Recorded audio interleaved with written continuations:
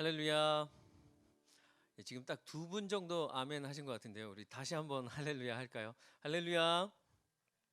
네, 우리 또 이렇게 온라인으로 예배 드리시는 우리 감사한 인교회 또 IDC 청년 여러분, 주님의 이름으로 환영하고 또 축복합니다. 지금 상황이 이래서 우리가 또 온라인으로 예배를 하나님께 드리지만요. 우리가 각자 하나님께서 맡겨주신 그 자리에서 우리가 함께 영과 진리로 우리가 최선의 예배를 하나님께 올려드린다면 하나님께서 또 그 자리에서 우리가 드려지는 그 예배를 기뻐 받아주실 줄로 믿습니다. 자, 우리 생일자 위해서 한번 기도하고요. 그리고 하나님 말씀 우리 함께 보도록 하겠습니다. 하나님 은혜를 감사합니다. 하나님 이 어려운 시기 저희들 지나감에 있어서 또 하나님 아버지 우리 귀한 형제자매들 생일을 맞이하는 이 주간을 하나님 아버지 보내게 되어집니다. 하나님 우리 생일 맞이 형제자매들 하나님 건강하게 이 시기를 잘 넘어갈 수 있도록 하여 주시고 그들에게 무엇보다 하나님의 그 은혜와 하나님의 사랑과 하나님의 생명이 넘쳐날 수 있도록 하여서 손으로 하는 모든 일 가운데 주님 복 주셔서 하나님 모든 일들이 형통하게 하나님께서 허락하시는 그 길을 갈 수 있게 하여 주시고 하나님 더욱더 우리가 예배 회복될 때까지 하나님 건강하게 이 형제 자매들 잘 있어서 하나님 다시 예배 시작하는 그 순간 우리 하나님 앞에 감사함으로 또 기뻐함으로 주님 앞에 나와서 예배할 수 있도록 좀 은혜 베풀어 주시고 이 자리 온라인에서 예배드리는 우리 모든 하나님 우리 예배자들과 주님 함께 하셔서 그들에게도 동일한 은혜를 허락하여 주시옵소서. 주님 감사드리옵고 예수님의 이름으로 기도합니다.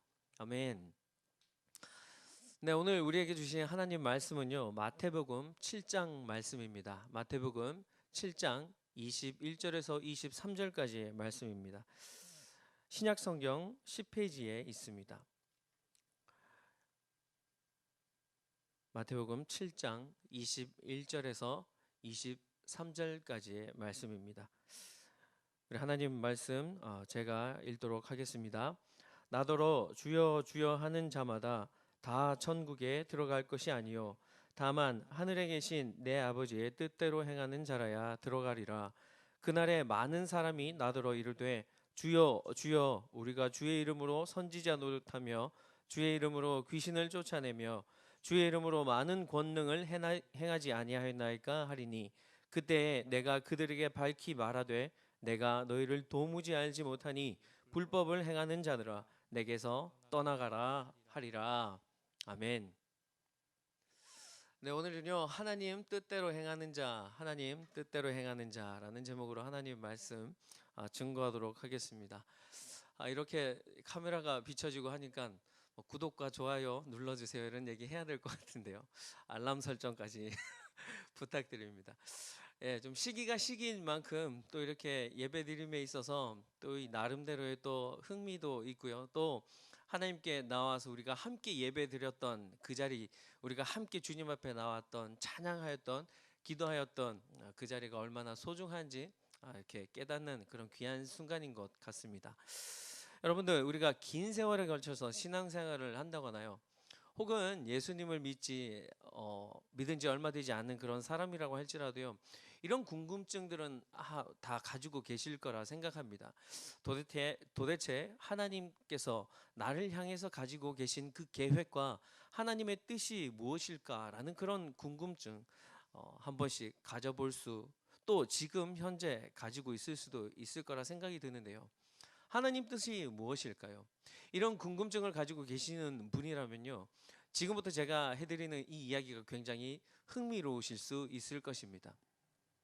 어느 한 사람이요 숲속에 그 오솔길을 걸어가다가요 두 갈래 길을 만나게 되었습니다.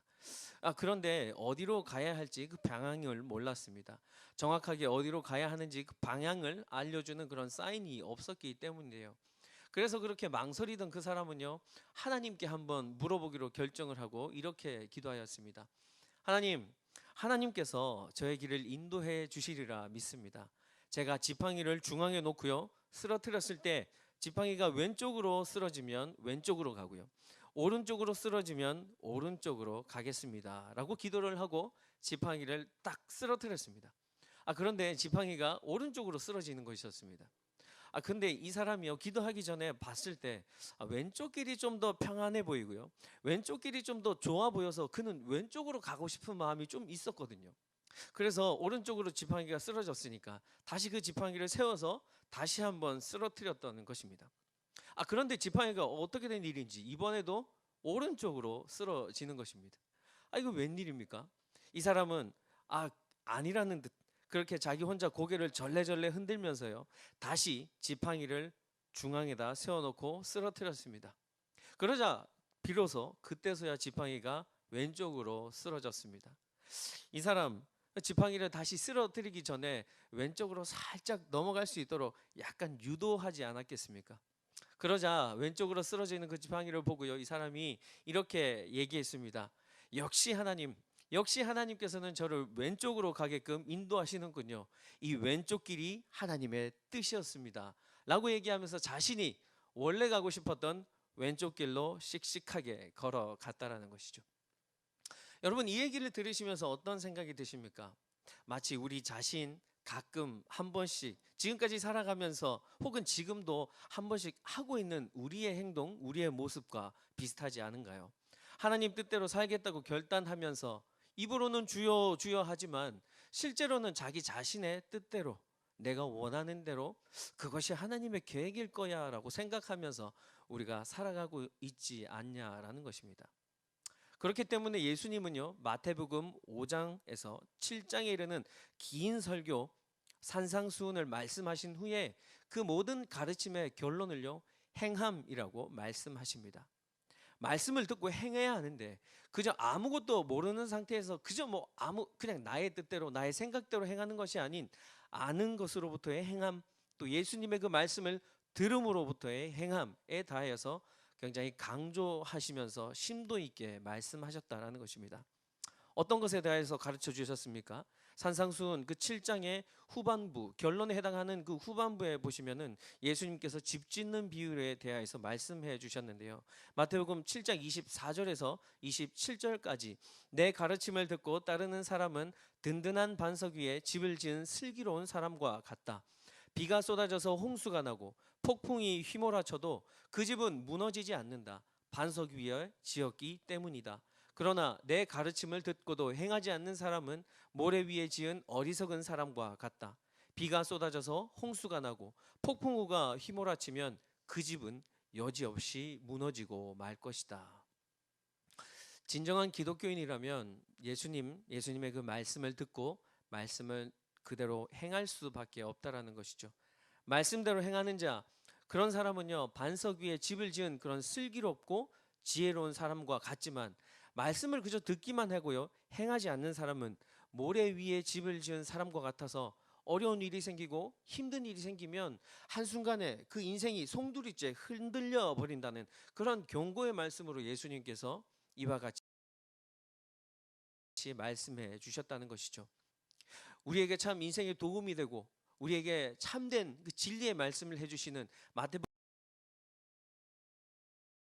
5장에서부터 7장까지 그 산상수훈의 그 결론이라는 점에서 우리에게 좀 더 깊이 다 와닿는 말씀이라는 것입니다. 다시 한번 말씀드리면요, 하나님의 말씀을 듣고 그저 아는 것에서 그것에서 그냥 그치는 것이 아니라 하나님의 말씀을 듣고 깨달아 그것이 바로 하나님의 뜻이고요, 그 뜻대로 행하는 자가 말씀하시는 것입니다. 여기에서 우리가 오해하지 말아야 할 아주 중요한 조건이 하나가 있습니다. 그것이 무엇이냐면요, 여기에서 말하는 행함은요, 우리가 구원 받기 전에 일어나는 그런 행함이 아니라 구원 후에 따라오는, 구원 그 이후에 있어지는 행함이라는 것입니다. 다시 한번 말씀드리자면요, 구원 받기 위한 조건으로서의 우리의 어떤 그런 행함이 아니라 하나님께서 우리에게 주신 은혜로 말미암아 우리가 그 은혜로 의하여서 얻은 구원에 대한 그 기쁨과 감사에 대한 그런 행함이라는 것입니다. 만약 구원, 즉 천국에 가는 조건이 처음 말씀드린 것처럼 행함으로 구원받게 된다면 그저 우리는 이렇게 생각할 수 있을 것입니다. 교회만 다니면 되는구나. 그런데요, 구원은 그런 것으로 이루어지는 것이 아니라는 것이죠. 10년 동안, 20년 동안 교회만 다녀서 구원을 얻을 수 있다고 성경은 절대 그렇게 증거하고 있지 않다라는 것입니다. 뿐만 아니라요, 착한 일을 하고요, 헌신을 하고요, 봉사하는 것만으로 구원받을 수 있다고도 성경에서는 말하고 있지 않다라는 것입니다. 에베소서 2장 8절과 9절에 너희는 그 은혜에 의하여 믿음으로 말미암아 구원을 받았으니 이것이 너희에게서 난 것이 아니요 하나님의 선물이라. 행위에서 난 것이 아니니 이는 누구든지 자랑치 못하게 함이라라고 얘기하고 있다는 것입니다. 우리가 읽은 이 본문에서 말하고 있는 것, 천국에 들어가는 것에 대하여서 그렇게 우리는 단순히 그렇게 쉽게 생각할 수 없다라는 것이죠. 그렇다면 우리가 어떻게 천국에 들어갈 수 있는지, 어떻게 하나님의 뜻대로 행하여서 우리가 천국에 들어갈 수 있는 그런 자가 되는지, 성경에서 무엇이라고 얘기하고 있는지 우리 차근차근 한번 살펴보기를 원합니다. 먼저 21절에요. 나더러 주여 주여 하는 자마다 다 천국에 들어갈 것이 아니요 다만 하늘에 계신 내 아버지의 뜻대로 행하는 자라야 들어가리라 라고 얘기하고 있습니다. 나더러 주여 주여 한다고, 혹은 아멘 아멘 이렇게 말로만 그렇게 신앙생활을 한다고 그것이 우리가 하나님의 뜻을 이루는다는 것이 아닌다라는 것입니다. 그러니까 예수님의 말씀대로 행하는 자, 혹은 예수님의 그 말씀대로 우리가 순종하는 자, 그것이 바로 하나님의 뜻을 행하는 자이며 그 뜻을 행하는 자가 바로 천국에 들어간다라는 것입니다. 입술로만 하는 그런 신앙생활 말고요, 나의 직접 행동으로 그에 맞게 해내는 그런 신앙생활을 말하고 있는 것이죠. 이에 우리 주님께서는 말씀하십니다. 우리 모두가요, 나중에 우리의 코끝에서 호흡이 멈추는 그 순간 누구나 예외 없이 그분 앞에 서게 될 것인데, 그때 주님께서 이렇게 질문하시지 않는다라는 것입니다. 야, 너 교회 얼마나 다녔어? 너 몇 년 동안 교회 생활했어? 신앙생활 했어? 너 얼마나 많은 착한 일을 하고 얼마나 많이 남을 도와주었어? 이런 것으로 판단하지 않으신다라고 얘기하시는 것이죠. 얼만큼 하나님의 뜻대로 살았느냐, 얼마나 하나님의 말씀대로 네가 행하면서 살았느냐, 네가 하나님을, 예수님을 너의 삶의 주인으로 모시고 그분의 말씀으로 진정 순종하며 살았느냐, 그렇게 내 뜻을 행하면서 살았느냐, 그거에 대해서 물어본다라는 것입니다. 이와 같은 질문, 정말 우리를 긴장할 수밖에 없도록 만드는 말씀이지 않을까 합니다. 그런데 여러분, 여기서 우리가 절대 오해하지 말아야 한다는 것이죠.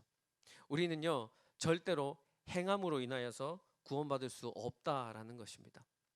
저는요, 목회 경험이 그렇게 길지는 않습니다. 그런데 어떤 청년으로부터 이런 질문을 한번 받은 적이 있습니다. 전도사님, 저는 예수를 믿은 지 그리 오래되었지는 않지만 성경을 읽다가 한 가지 의문이 생겼습니다. 성경 어떤 곳에는 예수님을 믿고 그 이름을 부르기만 해도, 주여 주여라고 부르기만 해도 구원을 얻으리라 라고 말씀하였는데요, 이 본문 구절에서 여기서는 나더러 주여 주여 하는 자마다 다 천국에 들어가는 것이 아니라고 하니까 성경에 일관성이 없는 것 같습니다. 그래서 저도 뭐가 뭔지 잘 모르겠어요 라고 이렇게 질문하시는 것이었습니다. 여러분, 이 질문을 여러분들 들으시고는 여러분들은 어떻게 생각하시나요? 예수님을 믿고 주의 이름을 부르기만 하면 구원을 받습니까? 정말 여러분들 온 힘을 다해서 내 젖먹던 힘까지 다 짜내어서 큰 목소리로 주여 주여 라고 부른다고 우리가 정말 구원받을 수 있는 것인가요? 정말 그렇게 믿고 계십니까? 이것에 대해서 좀 설명드리기 위해서요, 당시 기독교적 배경과 역사적 상황에 대해서 좀 알아야 할 것 같습니다. 먼저 주여 주여 그 이름을 부르는 자들에게 구원이 있다는 것의 그 의미는요, 이 글이 쓰여졌을 이 당시는 로마 제국의 통치를 받는 때였습니다. 로마는요, 황제를 신으로 모시고 섬겼습니다. 그리고 뿐만 아니라 그 사람들은요, 다른 많은 여러 가지 다양한 종류의 신들을 섬겼습니다. 그러니까 로마의 황제도 신으로 섬기고요, 다른 모든 그런 신들로 받아들이고 섬기고 나아갔다는 것입니다. 그런데 여러분, 기독교인들은 어떻습니까? 오직 한 분, 유일하신 분 하나님만 믿지 않습니까? 그래서 기독교인들은 로마의 황제를 신으로 섬기지 못했습니다. 아니, 할 수 없었던 것이죠. 그래서 그 기독교인들은 로마로부터 핍박을 받았습니다. 그래서 로마의 황제를 신으로 섬기지 않으면요, 톱으로 몸이 잘려서 죽거나, 굶주린 그 사자의 밥이 되도록 그 사자 우리 가운데 던져지거나, 아니면 사람을 산채로요 그저 불에 던져 넣어서 그를 화형시켰습니다. 로마 군인들이요, 기독교인들을 잡아서 사형 선고하기 전에 마지막 기회를 주었습니다. 그것이 무엇이냐면 황제는 신이다라고 얘기하고 그를 향하여서 한번 절을 하게 되면 내가 너희에게 다시 한번 살 기회를 주겠다라고 하였던 것이죠. 근데 여러분, 앞서 말씀드린 것과 같이 기독교인들은 어떤 사람이라고요? 유일하신 하나님, 그분만 섬긴다고요. 그분만 믿는다고요.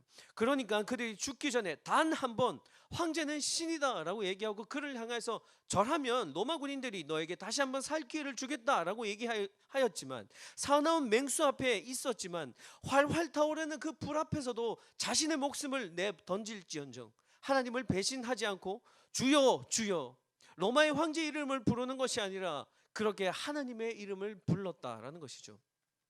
그러니까 주여 주여 하게 된, 그렇게 부르게 된 그 배경에 대해서 우리는 잘 살펴봐야 한다는 것입니다.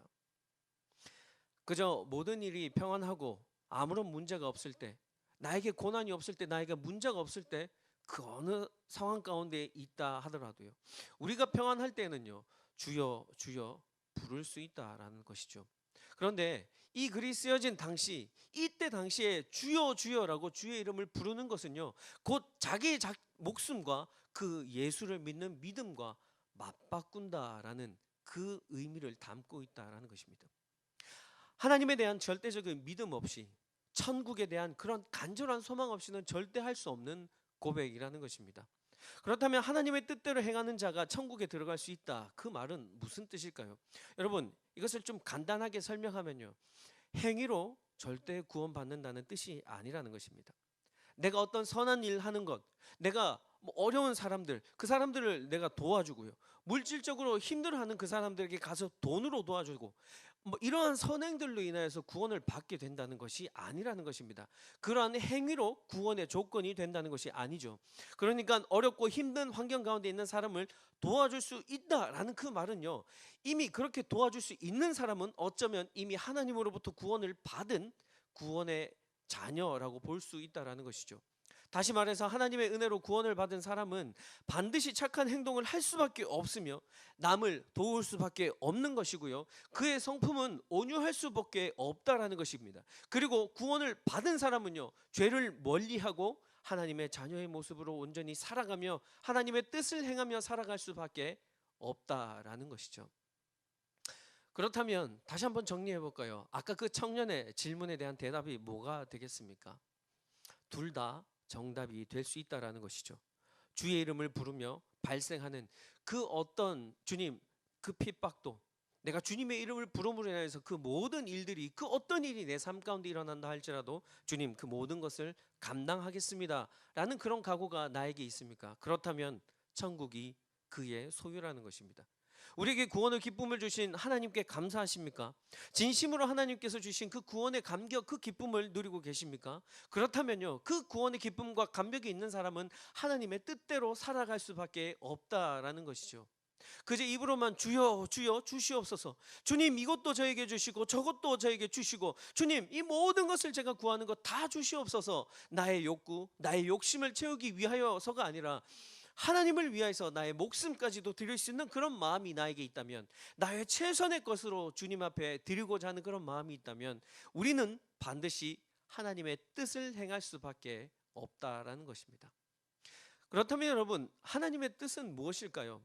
하나님의 뜻은 구체적으로 무엇일까요? 지금까지 계속 하나님의 뜻, 하나님의 뜻이라고 말씀드렸는데, 하나님의 뜻을 행하는 자가 천국에 들어갈 수 있다고 말씀드렸는데, 그렇다면 도대체 하나님의 뜻이 무엇이겠습니까? 그 뜻을 우리가 알아야지 좀 지킬 것 아닙니까? 그 뜻을 알아야지만 우리가 하나님의 뜻대로 행하며 천국에 들어갈 수 있지 않겠습니까? 우리를 향한 하나님의 뜻, 바로 이것입니다. 데살로니가전서 5장 16절에서 18절까지의 말씀입니다. 항상 기뻐하라, 쉬지 말고 기도하라, 범사에 감사하라, 이것이 그리스도 예수 안에서 너희를 향하신 하나님의 뜻이니라. 아멘. 데살로니가전서에서 분명히 말씀하고 있습니다. 무엇이 하나님의 뜻인지에 대해서 저와 여러분에게 명확하게 알려주고 있다는 것입니다. 한 절씩 한 절씩 우리 그 의미를 묵상하면서 좀 깊이 들어가 보길 원하는데요, 먼저 바울은 항상 기뻐하라 라고 얘기하였습니다. 항상 기뻐하는 것이 누구의 뜻이라고요? 항상 기뻐하는 것, 그것이 바로 하나님의 뜻이라는 것입니다. 이 항상이라는 이 단어의 이 원어에 담긴 뜻은 모든이라는 뜻이 담겨져 있습니다. 그러니까 항상 기뻐하라라는 그 말은요, 모든 상황에서 기뻐하라라는 것입니다. 원하는 일이 성취되었다고 기뻐하고요, 원하는 일이 성취되지 않았다고 해서 슬퍼하고 낙심하라라는 그런 뜻이 아니라는 것입니다. 즐거운 일이 있을 때나 슬프고 나에게 고단한 일이 있을 때라도 우리는 기뻐해야 한다는 것, 그것이 바로 항상이라는 그 말이 담고 있는 뜻이라는 것입니다. 모든 상황 속에서 기뻐하는 일, 그것이 가능할까요? 정말 그렇게 모든 상황 가운데서 우리가 기뻐할 수 있을까요? 사업이 망했는데 기뻐할 수 있겠습니까? 사랑하는 연인과 이별하였는데 우리가 기뻐할 수 있을까요?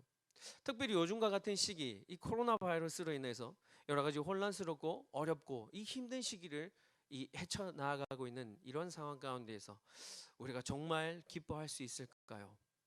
이런 상황 가운데에서 바울은 이렇게 얘기합니다. 어떻게 항상 기뻐하고 모든 상황 가운데에서 기뻐하라라고 그렇게 말씀할 수 있는 그 이유에 대해서 얘기하고 있다라는 것이죠. 사도 바울은요, 로마 감옥에 갇혀 있을 때 빌립보 교회 교인들을 위하여서 편지를 썼습니다. 그것이 바로 빌립보서인데요. 빌립보서에서 바울이 자신이 옥에 갇혀 있지만 그 일로 인해서 여전히 예수 그리스도의 그 복음이 전파되는 것, 그것이 계속해서 끊어지지 아니하고 지속되고 있는 일에 대해서 나는 기쁘다라고 표현하였습니다. 배고픔이 있어도, 내가 가난에 처한다고 해도 나는 여전히 기쁘다라고 말하고 있다라는 것이죠. 사실 크리스천으로서 바울만큼 그렇게 고난받은 사람이 또 어디에 있을까 싶을 정도로요, 바울은 정말 많은 고난을 당하였습니다. 고린도 후서에 바울은요, 자신의 고난받음에 대해서 얘기하고 있는데요, 내가 수고를 넘치도록 하고 옥에 갇히기도 다른 사람들보다 더 많이 하고 매도 수없이 맞고 여러 번 죽을 뻔하였으니 유대인들에게 40에서 하나 감한 매를 5번 맞았으며 3번 태장으로 맞고 1번 돌로 맞고 3번 파선하고 일주일을 깊은 바다에서 지냈으며 여러 번 여행하면서 강의 위험과 강도의 위험과 동족의 위험과 이방인의 위험과 시내의 위험과 광야의 위험과 바다의 위험과 거짓 형제 중의 위험을 당하며 또 수고하며 여러 번 자지 못하고 줄이며 목마르고 여러 번 굶고 춥고 헐벗었노라 라고 자신의 그 당한 고난에 대해 얘기하였다라는 것입니다. 이러한 고난을 받았음에도 불구하고요, 바울은 여전히 기뻐한다라는 것입니다. 빌립보서에서 바울은 분명히 밝히고 있는데요, 그것은 왜 기뻐할 수 있는지에 대해서 여전히 밝히고 있는데 그의 삶에 대한 가치나 목표는 이 땅 가운데 있는 것이 아니었기 때문인 것입니다. 세상이 그런 욕심이 아니었다는 것이죠. 이생의 자랑이 아니었다라는 것입니다. 그의 기쁨은요, 하나님의 뜻에 사는 것, 그것이 바로 뜻이었고요, 그 삶에 대한 가치와 목표가 되었다라는 것입니다. 그의 뜻은 하나님의 뜻을 이루는 것이었고 천국을 온전히 바라보는 것, 그것이 삶의 가치였고 목표였다라는 것이죠. 그러니 감옥에 자신은 갇혀 있음에도 불구하고 빌립보서 3장 1절에 끝으로 형제들아 주 안에서 기뻐하라라고 얘기할 수 있었고요, 빌립보서 4장 4절에도 주 안에서 항상 기뻐하라, 내가 다시 말하노니 기뻐하라라고 말할 수 있었다라는 것입니다. 나는 너무 슬프지만, 나는 너무 고단하고, 나는 너무 힘들지만, 그러나 너희는 기뻐하라 라고 얘기했던 것이 아니었다는 것입니다. 비록 감옥이었지만 바울은 주 안에서 그 기쁨의 삶을 살았다라는 것이죠. 주 안에서 항상 성령으로 충만한 그 삶을 살았기 때문이라는 것입니다. 성령의 열매 중에서도 바로 희락, 곧 그 기쁨이 있지 않습니까? 하나님의 뜻대로 행하는 그 삶을 살 때 우리는 성령으로 충만한 삶을 살 수 있게 된다는 것이죠. 우리가 항상 성령의 충만함으로 또 기쁨으로 하나님의 그 뜻에 합당하게 사는, 그렇게 하나님의 뜻을 이루어내어가는 우리 YDC 여러분이 되시길 주님의 이름으로 축복합니다. 또 두 번째로 바울은 이렇게 얘기합니다. 하나님의 뜻에 대하여서 쉬지 말고 기도하라라고 얘기합니다. 쉬지 말고 기도하라라는 그 말씀은요, 성경 여러 군데에서 말씀하고 있습니다. 대표적으로 에베소서 6장 18절에 무시로 성령 안에서 기도하고, 누가복음 18장 1절에도요, 예수님께서 이렇게 말씀하시죠. 항상 기도하고 낭망하지 말 것은 이라고 얘기하시면서 많은 사람들에게 가르쳐 주셨습니다. 쉬지 말고 기도하라. 좀 애매한 말이죠. 어떻게 하면 우리가 쉬지 않고 매일 계속해서 매 순간 기도할 수 있나라는 그런 생각이 들 것입니다. 성화가 없는, 즉 하나님의 뜻을 행하지 않는 사람은 진정 구원을 받았다 할 수 없다라고 얘기했습니다. 이 말은 하나님의 뜻을 행함이 얼마나 중요한 것인가를 강조해 주는 말이죠. 그러기에 성화의 모습을 나타나지 않는 사람, 성화의 모습이 내 삶 가운데 나타나지 않는 사람, 그렇게 행할 수 없는 사람, 그 사람은 아직 구원의 감격과 기쁨을 온전히 누리지 못하는 사람이라 말할 수 있지 않겠습니까? 하나님의 뜻대로 행하는 항상 기뻐하고 늘 쉬지 말고 주님과의 그 사귐의 기도로 교제하고요, 어떠한 일이 있든지 모든 일에 항상 감사하며 살아가게 되시길, 그리하여 우리 모두 하나님의 뜻을 행하고 천국에 들어가는 구원받은 자의 삶을 살아가게 되시길, 그렇게 살아가는 저와 여러분, 우리 YDC 예배자 모두가 되시길 주님의 이름으로 간절히 축복합니다. 우리 이 시간 하나님께서 주신 그 말씀으로 한번 주님께 고백하며 나아가기를 원합니다. 이 시간 우리의 고백 주님께서 들으시고, 주님, 날 향한 주님의 그 계획이 어디 있는지 주님 알길 원합니다. 날 향한 주님의 뜻이 어디에 있는지 알길 원합니다. 이제는 하나님께서 해주신 그 말씀대로 살아가겠습니다. 언제나 기뻐하고요, 하나님께서 말씀하신 것처럼 항상 쉬지 말고 기도하고요, 언제나 모든 일에 범사에 감사하며 살아가겠습니다 라는 그런 마음으로 우리 이 시간 우리 입술로 주님 앞에 고백하며 나아가기를 원합니다.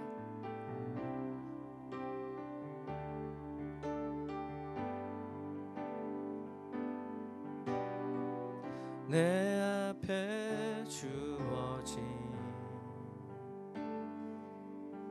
매일의 삶을 살다가 보면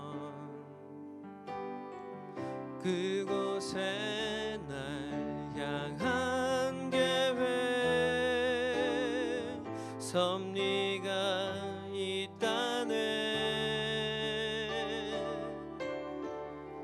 매 순간 나에게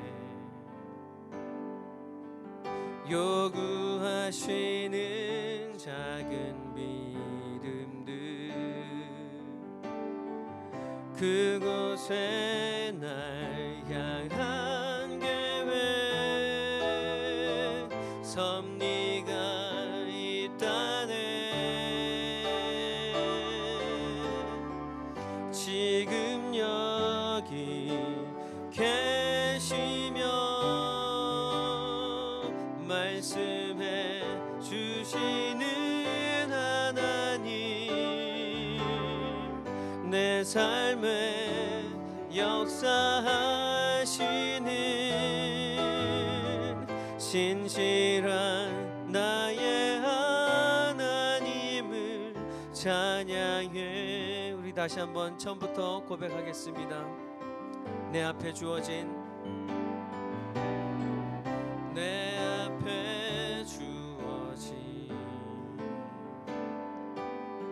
매일의 삶을 살다가 보면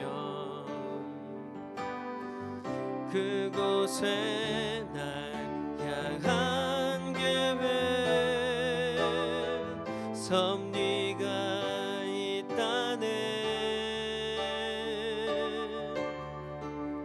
매 순간 나에게 요구하시는 작은 믿음들, 그곳에 날 향한 계획 섭리가 있다네. 지금 여기 계시며 말씀해 주시는 하나님, 내 삶에 역사하시는 신실한 나의 하나님을 찬양해. 변함이 없는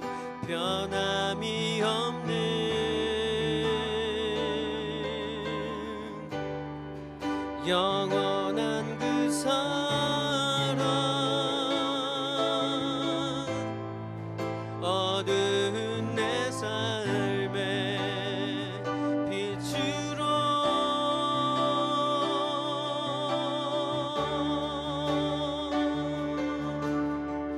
지금 여기 계시며 말씀해 주시는 하나님, 내 삶에 역사하시는 신실한 나의 하나.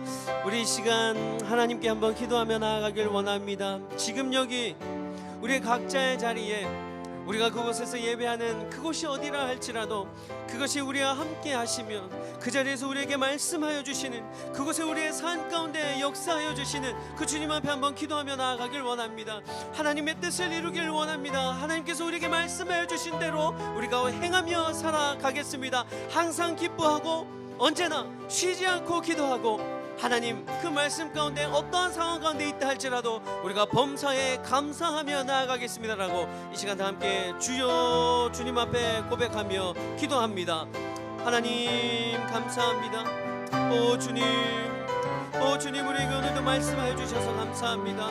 오늘 우리 삶 가운데 하나님 아버지, 오늘도 우리 그 예배 자리에서 하나님 아버지 언제나 변함없이 말씀하여 주시고, 하나님 변함이 없으시고 언제나 동일하신 주님의 그 말씀을 우리에게 선포하여 주시니 감사합니다.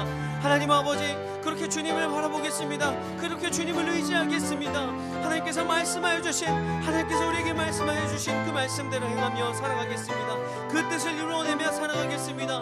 그 뜻, 하나님께서 언제나 말씀하여 주신 항상 기뻐하고 쉬지 말고 기도하고 그 범사에 감사하라는 그 말씀으로 하나님 우리 그렇게 살아가는 귀한 우리 YDC 모든 예배자, 하나님 이 인터넷으로 온라인으로 예배드리는 우리 모든 예배자 다 될 수 있도록 주님 축복하여 주시옵소서. 주님 우리에게 은혜를 더하여 주시옵소서. 주님 오늘도 우리에게 주시는 그 은혜가 우리 삶 가운데 충만하게 되길 간절히 소망합니다. 하나님 감사합니다. 오늘도 변함없이 우리에게 은혜를 주시고, 하나님 오늘도 말씀으로 우리를 채워주심을 감사합니다. 하나님 이 시기가 언제 지나갈지 하나님 우리는 알 수 없습니다. 오직 하나님께서만 아십니다. 그러나 하나님, 저희들이 하나님께 간구하는 것은 하나님 이 모든 일들이 하나님의 뜻 안에서 계획 안에서 아무 탈 없이 그 피해를 최소화하며 가능하면 속히 지나갈 수 있게 되기를 간절히 소망하는 마음으로 주님 앞에 나아갑니다. 오늘도 우리에게 말씀해 주신 것 감사합니다. 매 순간 어디에서건 우리가 하나님 아버지 앞에 예배하는 그 자리라면 하나님께서 그곳에서 우리에게 동일하게 말씀하시고, 하나님께서 바로 그 말씀하심과 동시에 역사하시며 성령 충만함으로 인해서 우리 마음속 가운데 기쁨이 생겨나며 우리가 하나님의 뜻을 행할 수 있는 그런 마음이 항상 기뻐하며 쉬지 않고 기도하며 범사에 감사하는 그 마음 주님 우리에게 허락하시는 줄로 믿습니다. 그런 마음을 담아 주님 앞에 헌물 올려드립니다. 하나님 우리가 직접 와서 주님 앞에 헌물 드릴 수는 없지만 하나님 우리에게 허락하신 그 방법으로 하나님 우리가 할 수 있는 최선의 하나님 그 마음을 담아 주님 앞에 드립니다. 이 헌물 주님께서 합당한 곳에 사용하여 주시오며 하나님의 복음이 널리 알려지는 예수 그리스도의 그 진리의 말씀이 널리 선포되어지는 그곳에 주님께서 사용하여 주시옵소서. 하나님 주님께 더 드리길 원합니다. 주님 앞에 그 과부의 두 렙돈처럼 나의 온 마음과 정성을 다하여서 주님 앞에 더욱더 드리기를 원합니다. 하나님 그렇게 드려는 우리 귀한 예배자들 하나님 채워주시고 언제나 늘 흘러 넘치게 하여 주시며 이 땅 가운데에서도 하나님 아버지 상급이 있고 하늘에서도 하나님을 향한 하나님의 그 보물창고의 상급을 쌓아둘 수 있도록 주님 은혜 베풀어 주시옵소서. 하나님 감사합니다. 오늘 우리에게 이 예배 자리를 허락하심을 감사합니다. 우리 일주일 동안 하나님 살아갈 때 하나님 건강하게 무엇보다 하나님의 뜻을 행하며 살아가는 우리 귀한 청년들 다 될 수 있도록 은혜 베풀어 주시옵소서. 감사하며 예수님의 이름으로 기도합니다. 아멘.